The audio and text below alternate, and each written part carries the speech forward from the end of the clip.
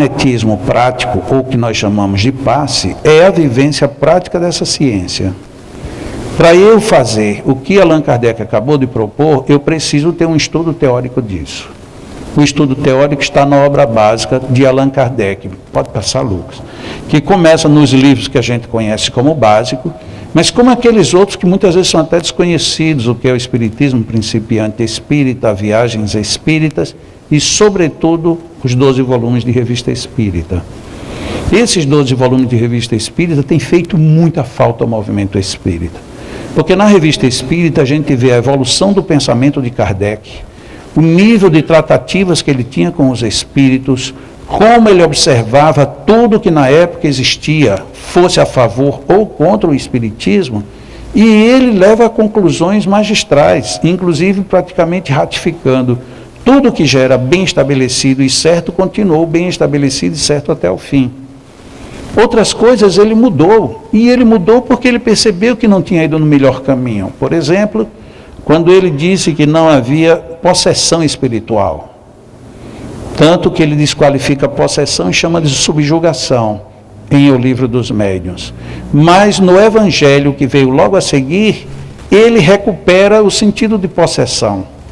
E aí ele diz que há possessão e há subjugação, são dois fenômenos distintos. Mas então por que ele mudou de ideia?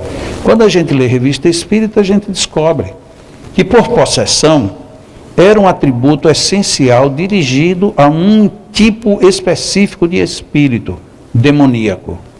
Como ele não poderia entender o demônio sendo uma criatura criada para viver no mal eternamente, ele não poderia aceitar isto.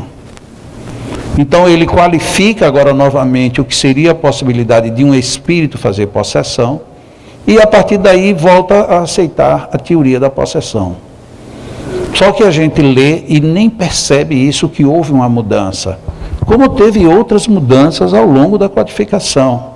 E na Revista Espírita a gente acompanha bem como ele progrediu como pessoa, à medida em que ele ia conhecendo melhor as próprias respostas e a própria vivência com o mundo espiritual.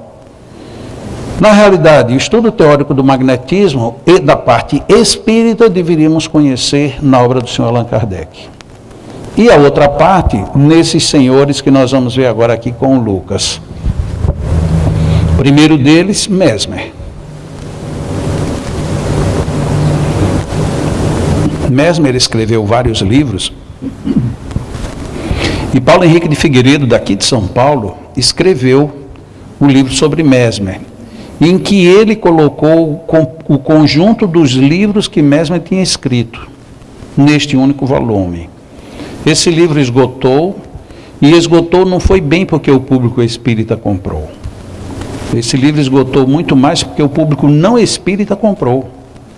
E por que o público não espírita comprou? Porque todo mundo que é da área de psicologia, seja psicologia, psiquiatria, psicanálise, queria conhecer Mesmer, porque todo mundo fala em Mesmer, mas ninguém tinha em português as obras de Mesmer.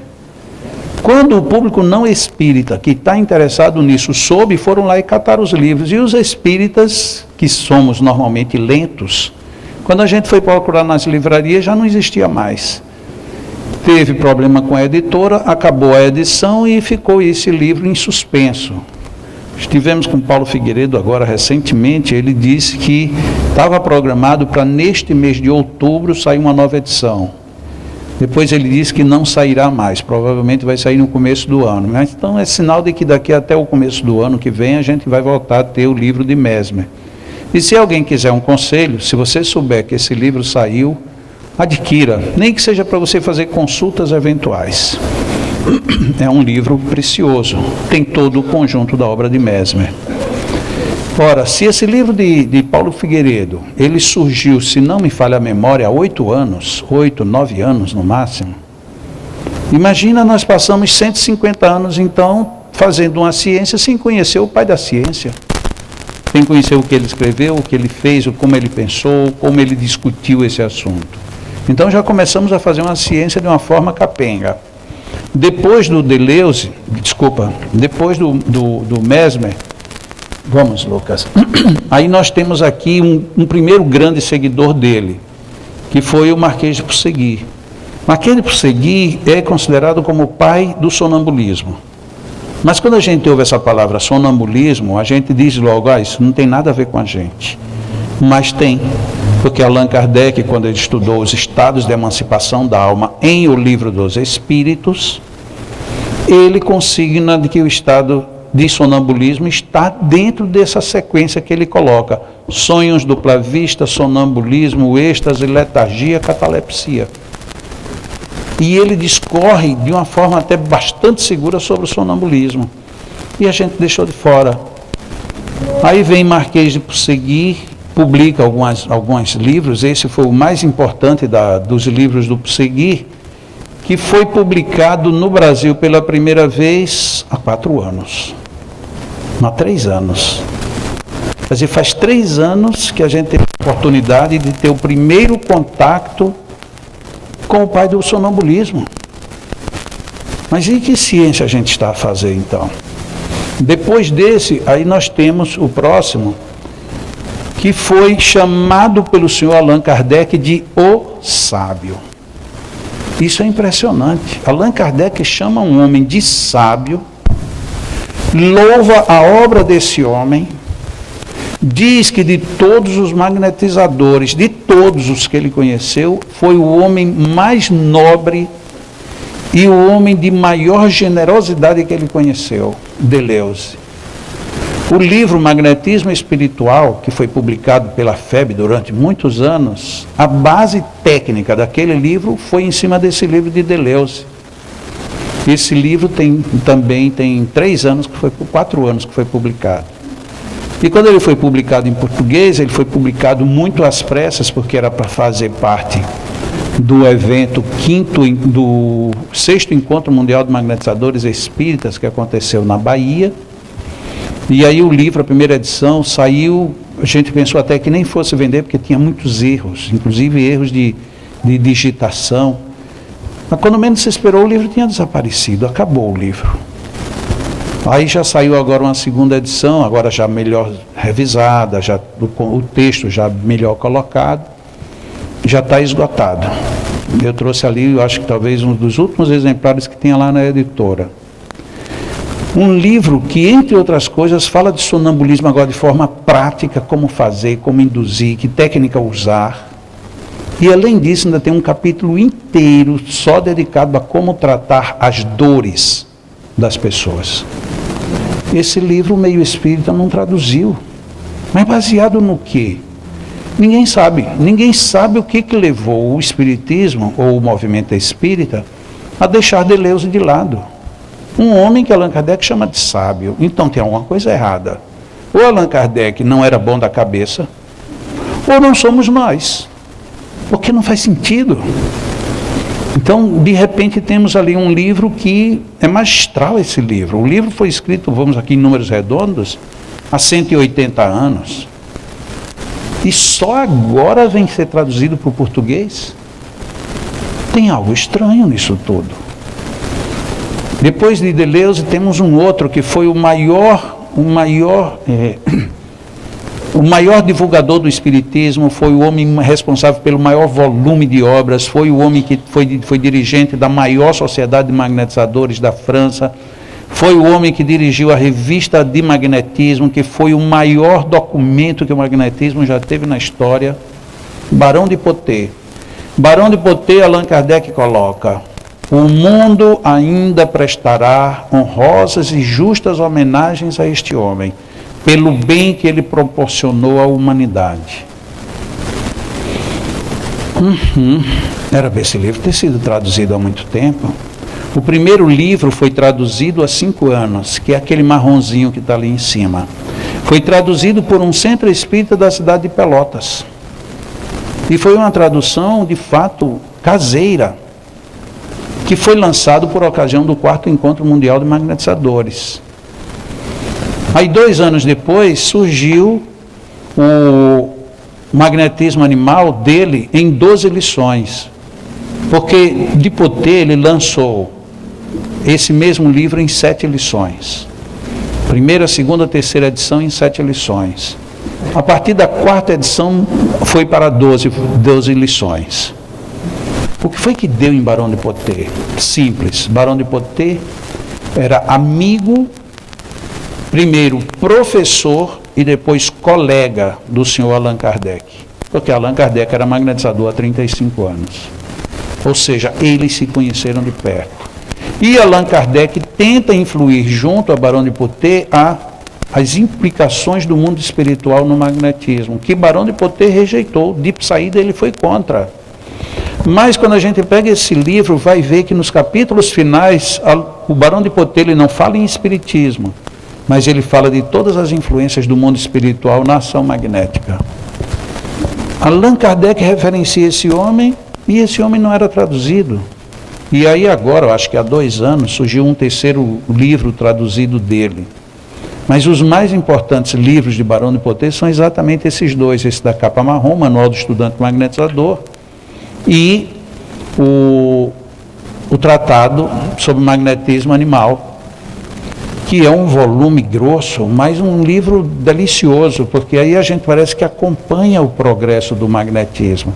Só que não é aquela coisa de pegar o livro e procurar, para curar isso é desse jeito. Não, não é assim. O livro é um resumo quase que histórico, é um levantamento de tudo que foi o magnetismo.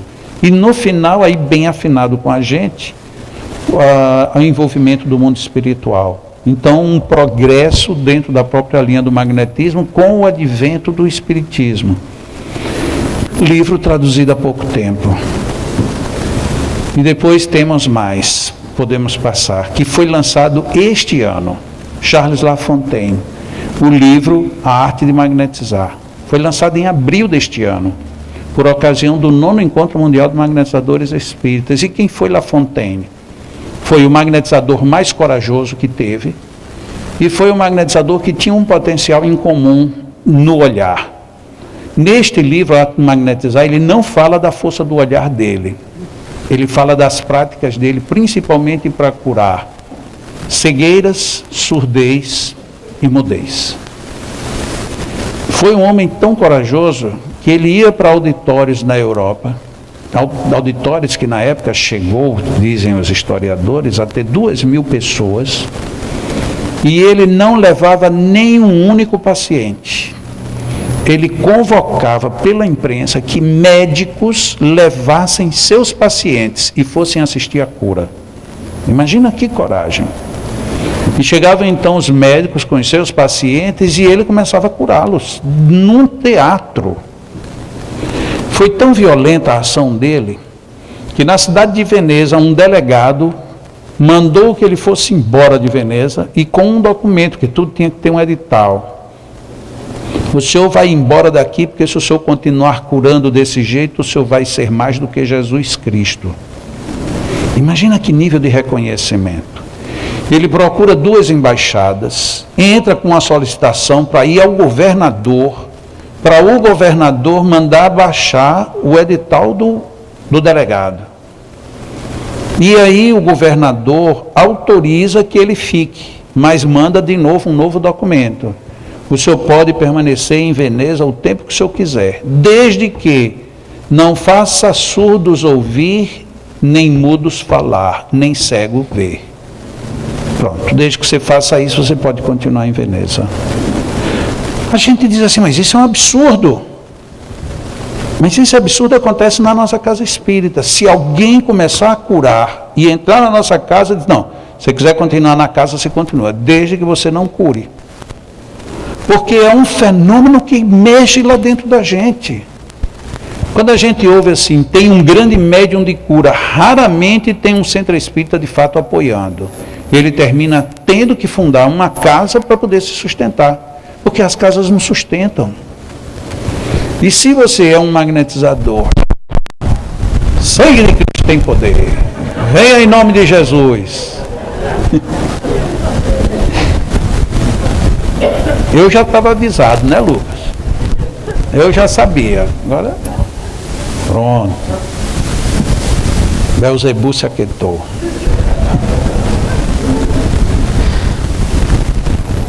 Isso não é conversa de espírita, não. Isso é só zombaria, viu, Lucas? Porque Lucas, depois ele vai dizer, nossa, os espíritas são todos doidos. Não, isso é coisa minha. Não. Ai, ai. Deixa eu tomar uma água.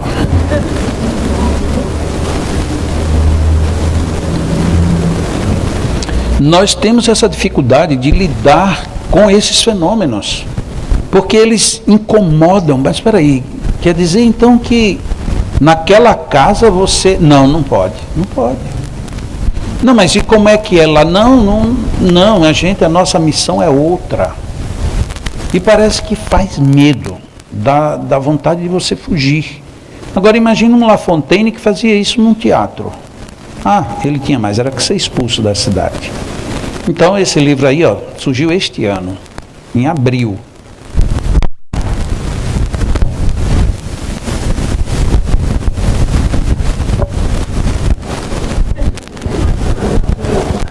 Vamos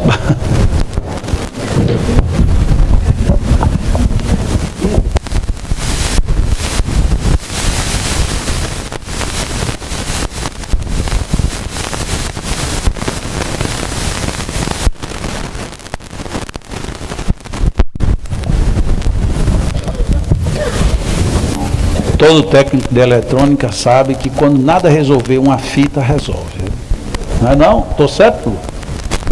Não resolveu, mete uma fita. Se não resolver também, aí é porque o problema é mais sério. Vamos passar mais um slide aí, Lucas, por favor. Hector Tourville. Ele, praticamente, a família dele, trabalhou muito com magnetismo, principalmente o chamado magnetismo pessoal. Mas ele escreveu uma obra, que foi esta daí, Teorias e Procedimentos do Magnetismo, e esta obra ela foi traduzida.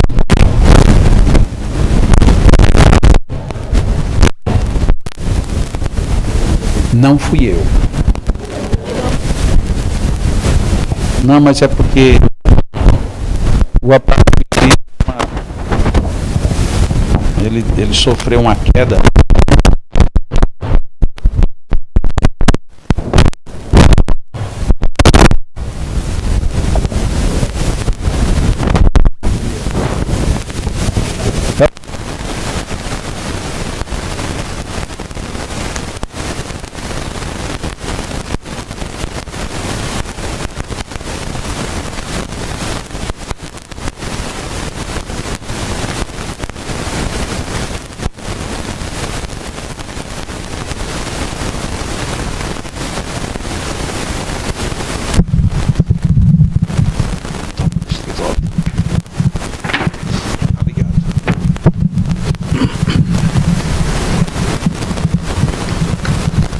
Oi, pronto, chegou. Um velho e bom microfone de fio. Hector Tourville, ele já é um magnetizador mais moderno, e ele, nesse livro aí, ele colocou o resumo dos 5 principais que nós vimos antes. Só que também está esgotado. É engraçado, esse livro, inclusive, ele estava encalhado lá no CELD, na Leon Denis, do Rio. E quando eu soube desse livro, aí eu fiz um pedido de uns 100 exemplares, e aí eu fui fazer um seminário. No segundo seminário que eu fiz, já tinham comido os 100 livros. Aí eu pedi mais. E aí eles se admiraram, porque ninguém pedia esse livro.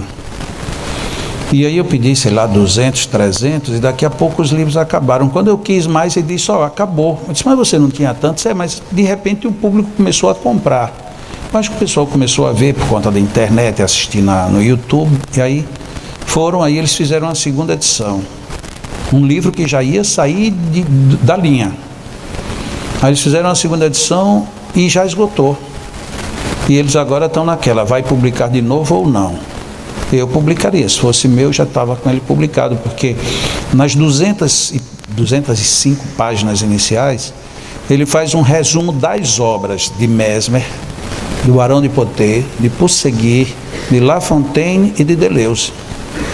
Então, mesmo para quem não tem tempo de ler todos esses volumes, pelo menos no livro dele já tem uma noção básica dos principais magnetizadores. E aí depois, durante 300 e poucas páginas, ele fala sobre a experiência dele, que é óbvio que tem umas coisas que são meio exóticas, outras talvez nem sejam mais tão práticas, mas é um exemplo muito rico o do Hector Tourville. mais um livro desconhecido e mais um livro que está esgotado. Vamos em frente. Allan Kardec, questão 33 do Livro dos Espíritos. A mesma matéria elementar é suscetível de experimentar todas as modificações e de adquirir todas as propriedades?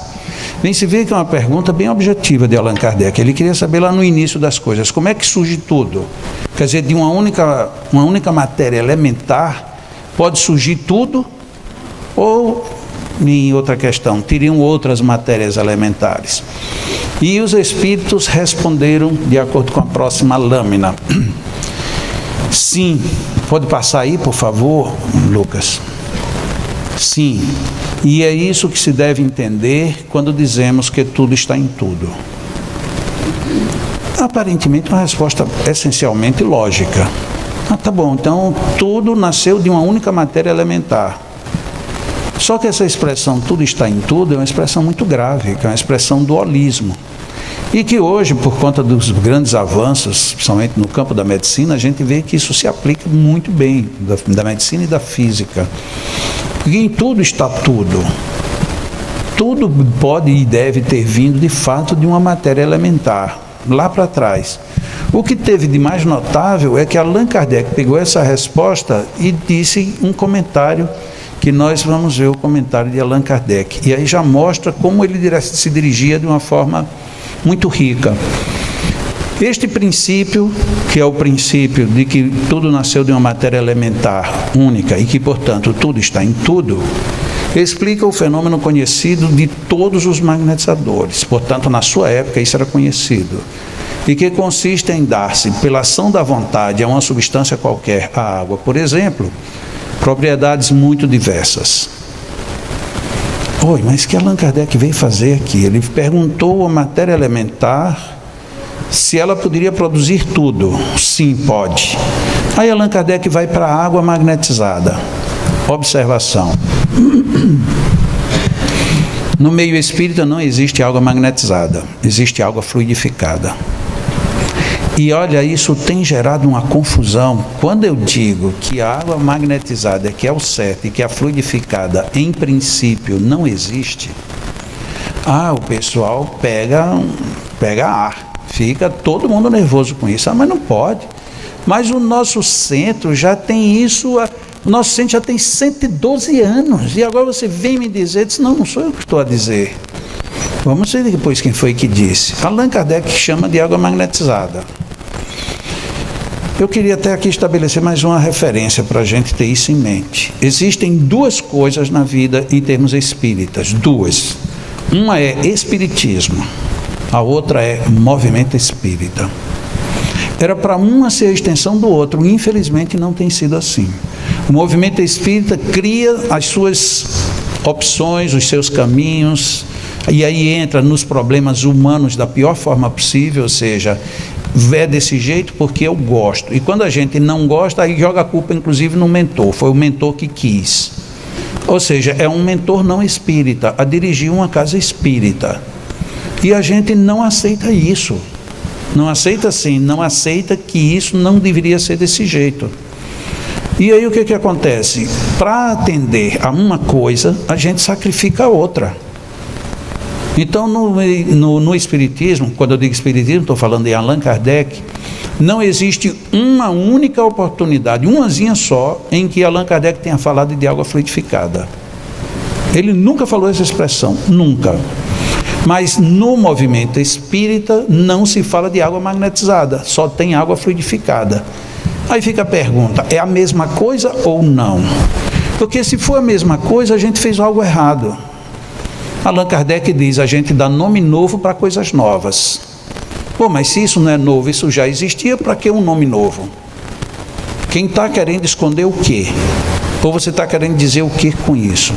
E a mesma coisa a palavra magnetismo. A gente fala magnetismo no genérico, mas quando chega na prática, o nome magnetizador desaparece para dar lugar ao passista. Allan Kardec escreveu magnetizador, magnetista e médium de cura. Allan Kardec usou essas três expressões e cada uma com um destino direto. O magnetizador é aquele que usa as suas técnicas e doa a sua energia. Esse é o magnetizador. Magnetista é aquele que imita o magnetizador, mas que não doa energia. Portanto, não é magnetizador prático. E o médium de cura é aquele que, envolvido sobre um espírito, uma ação espiritual, atua, e nessa atuação ainda tem o magnetismo inserido. Isso é o que está na codificação. Mas nós não trabalhamos nenhuma dessas três. Nós temos passistas e médiums passistas. Médium de cura, só raramente.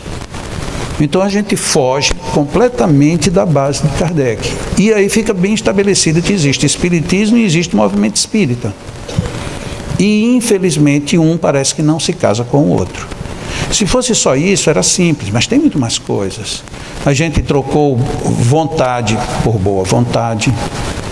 A gente trocou lei de progresso por evolução. E por aí afora, a gente sai trocando tudo. E sai trocando com prejuízo. Porque a lei de progresso, ela é determinante porque ela pede decisão. A lei de evolução é lei natural, portanto não depende da sua vontade. Ela vai acontecer. Se você só evolui, coitado de você, você vai andar muito devagar. Agora, se você progride, é outra história. Você agora decidiu, vai estudar, vai se esforçar, vai aplicar o que aprende. São leis diferentes, mas a gente usa tudo como se fosse a mesma coisa. Fulano já é muito evoluído. Sim, o que você quer dizer com isso? Aquele progrediu. Aquele progrediu, então ele é muito progredido, ele não é evoluído. Evolui um pé de alface. Evolui, uma pedra evolui. Um animal evolui, tudo evolui. Agora, progredir, só quem se esforça por isso. Qual é a evolução do alface? Antigamente era um vegetal para qualquer bicho comer. Ele evoluiu, aí passou para ser o homem para comer. Agora já evoluiu mais, o homem já não come, o alface enfeita o prato. Você vê que ele vai se sofisticando, né? Ele já deixou de ser o primeiro pé de alface da vida. Então, ele era só pisado, depois foi comido, agora foi cultivado. Agora você chega nos restaurantes, coitado do pé de alface, só serve para enfeitar. E aí eu não sei se eu acho que é porque eu sou perturbado mesmo. Eu chego no restaurante, está aquele negócio lindo, um alface americano por baixo, eu vou e cato o alface e como. Aí minha mulher disse, isso é só para enfeite. Eu digo, eu não acredito. Porque se fosse de enfeite era de plástico. Mas se é alface de verdade, eu vou comer. Pronto, e aí eu como. Ou seja, aí ele progride mais ainda, porque entra num ser bonito como eu. Olha que coisa, que progresso fantástico para o alface, né? Uma evolução boa. Melhor do que ficar ali no enfeite, terminou, você não come o prato, vai aquilo ali. O garçom ainda chega para você, o senhor quer que eu ponha numa quentinha? Aí você faz assim, não só a carne, ou seja, o alface, lixo. Ou seja, ele ainda está numa evolução muito lenta. Agora nós progredimos. Mas e aí, não vamos entrar nessa discussão, que senão a gente não sai disso nunca. Quantas coisinhas no meio espírita a gente está travado porque a gente mudou os nomes e foi para um nome infeliz ou pouco feliz. Aí um dia falando isso, uma pessoa foi e colocou uma pergunta. Então André Luiz está errado no livro Evolução em Dois Mundos? Eu digo não, ele está certo. O que trata a evolução em dois mundos? A evolução, literalmente. Como foi que os reinos se desenvolveram? Isso é evolução. Agora, quando chega na hora do homem, aí muda, é progresso. E lá no livro dos Espíritos não tem lei de evolução, tem lei de progresso. A gente troca e nem se dá conta. Mas todo mundo, quando eu evoluir, pois é, você vai ser mais do que um pé de alface. Vamos em frente. Vamos que o assunto hoje. Allan Kardec, então, para dizer que tudo está em tudo, ele fala da água. Mas vamos continuar a ver o que é que ele diz. A água se transforma pela ação da vontade. Vamos, Lucas. Lucas, se preocupe não, que daqui a pouco vai chegar um, aí você vai ficar em folga, aí vai ficar mais legal. Mas em compensação você fica aí, você diz, deixa eu ver o que é que esses caras pensam, né, Lucas? É bom. Desde que não há mais do que um elemento primitivo, agora Allan Kardec discursa sobre a resposta dos espíritos. Ele fez um preâmbulo em cima da água, e aí entra. E como as propriedades dos diferentes corpos são apenas modificações desse elemento primitivo, o que se segue é que a mais inofensiva substância tem o mesmo princípio que a mais deletéria. Ou seja, Allan Kardec primeiro fala da água, que era um princípio que todos os magnetizadores sabiam. É estranho, né? Logo no início dos Espíritos, Allan Kardec veio falar de magnetizadores. Pois é. Depois ele explica que se é desse jeito, então qualquer substância tem o mesmo princípio. E onde ele quer chegar com isso? Vamos à próxima lâmina. Ele quer dizer que uma transformação análoga, ou seja, parecida, algo semelhante, acontece e pode ser produzida por meio de uma ação magnética dirigida pela vontade. No início da resposta, ele diz que é a ação da vontade, somente, não diz de quem nem como. Já no final, ele diz que isso pode ser dirigido agora por uma ação magnética. Esta ação magnética é quem é dirigida pela vontade. Então, Allan Kardec começa a corporificar uma hipótese, que, óbvio, ela não vai ficar perdida nessa questão. Ela vai voltar a surgir. Vamos seguindo, meu amigo? E aí nós vamos dar um salto e vamos para a questão 424. Eu, durante muito tempo, melhor dizendo, durante algum tempo da minha vida, eu fui professor de matemática. E às vezes essas questões as pessoas querem anotar para se lembrar. E eu arranjei um método bem interessante. A primeira questão que a gente analisou objetivamente sobre magnetismo foi a 33. Então você se lembra, 33. A próxima, se a gente fosse seguir uma sequência lógica, poderia ser a 44. Mas a 44 é a segunda. Então você pensa, a primeira foi a 33, a segunda foi a 44. Só que então vou botar 44, eu vou colocar a segunda no segundo lugar, então fica bem no meio, então fica 424. Perceberam? É coisa de matemática, isso é fácil. Que aí lá na frente eu vou perguntar a vocês qual foi a pergunta, aí vocês não olham para o papel, dizem assim, essa foi a segunda, é a 424.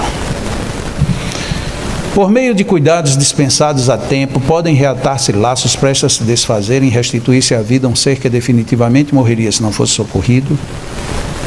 Leitura rápida. Leitura atenciosa.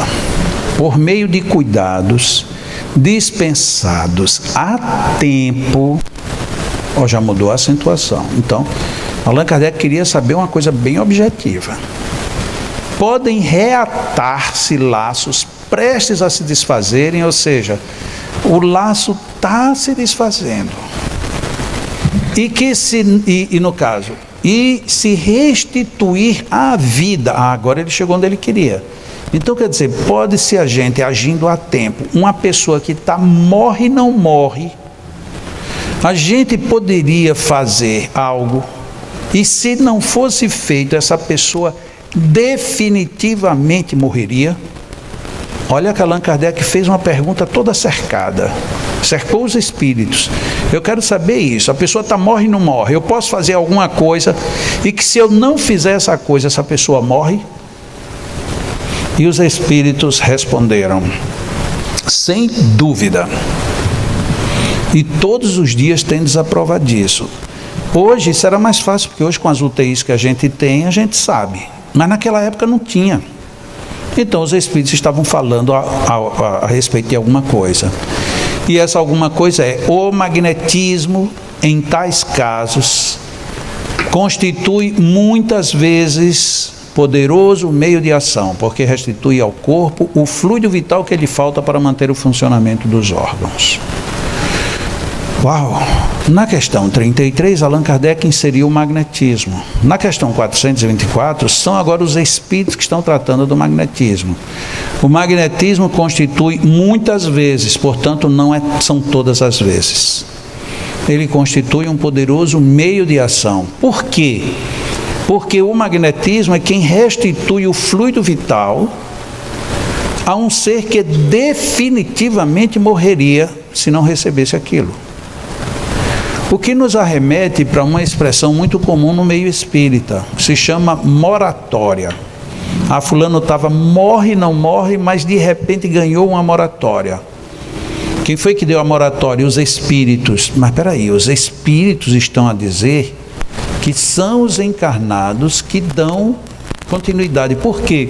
Porque eles precisam de fluido vital. E quem tem fluido vital é quem está encarnado e não quem está desencarnado.